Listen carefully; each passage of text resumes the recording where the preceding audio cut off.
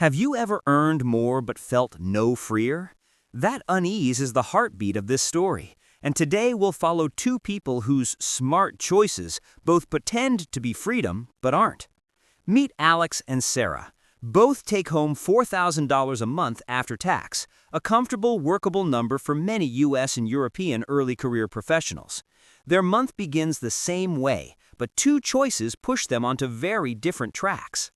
Alex's life after a raise: rent, $1,400, nicer apartment; car payment, $350, new compact on a 5-year loan; groceries and daily life, $500; subscriptions, dining out, and travel, $400.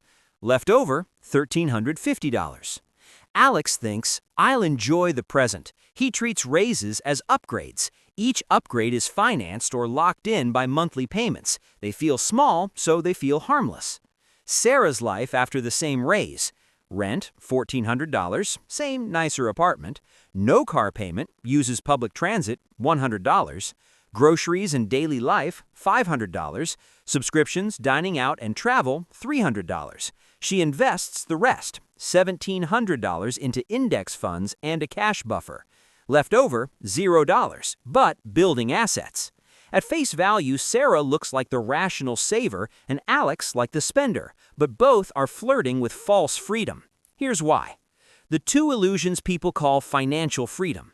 Illusion 1, the upgrade illusion. Alex: buying comforts on credit or steady EMIs makes life feel upgraded while binding your future income to fixed obligations. That car, that apartment, those subscriptions, they aren't single events, they're permanent monthly promises. Raise your baseline and the freedom to quit or change careers shrinks because every month you owe the same bills. Illusion 2, the vanity savings illusion. Sarah: funneling a large sum into investments, but she still lives in a costly apartment and accepts commitments she would hate to lose. She's investing for freedom, but also locking herself into high fixed costs that reduce real optionality. Make the math sting a little.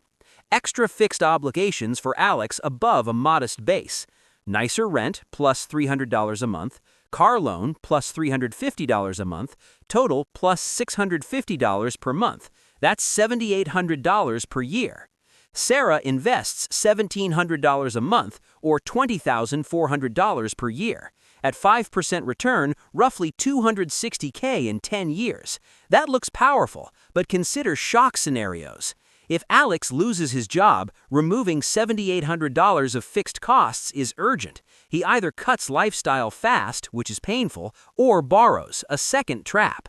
If Sarah loses her job, she could sell investments, but many people avoid selling at a loss or downsizing their visible lifestyle, so the emotional cost of cutting can be as real as a loan. Why we fall for these illusions? Present bias, immediate pleasure, a nicer couch, a visible upgrade, wins over abstract future flexibility. Social proof, status cues, the car, apartment, dining, signal success to peers. They deliver social reward now. Mental accounting, monthly payments feel small, so people treat them as affordable, ignoring cumulative cost and future constraints. Long-term consequences if you don't fix this. Career rigidity, you can't take lower-paying work but meaningful. Emergency vulnerability, high fixed costs increase risk of debt during shocks. False security, you may accumulate assets but feel trapped by lifestyle commitments that are hard to reverse. How the financially smart actually act, not preach. They treat freedom as an operating system, not an outcome. Two practical mindsets. Lower the operating costs that are hardest to change. That means resisting permanent increases in fixed obligations when income climbs. Make upgrades reversible. Choose pleasures that can be paused or scaled back without shame. Travel, memberships, furniture, rather than long-term loans or leases.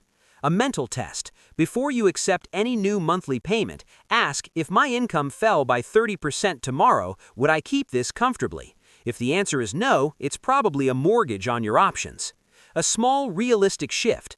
Delay lifestyle upgrades for 12 months after a raise. Use that window to route surplus into short-term liquidity and investments. If you still value the upgrade after a year, do it in a reversible way or with cash instead of debt. Closing. Calm, blunt, and useful.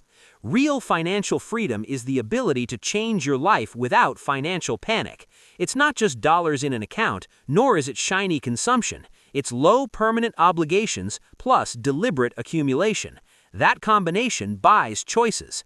If this clarified one decision you're about to make, hit subscribe for clear, reality-first finance thinking.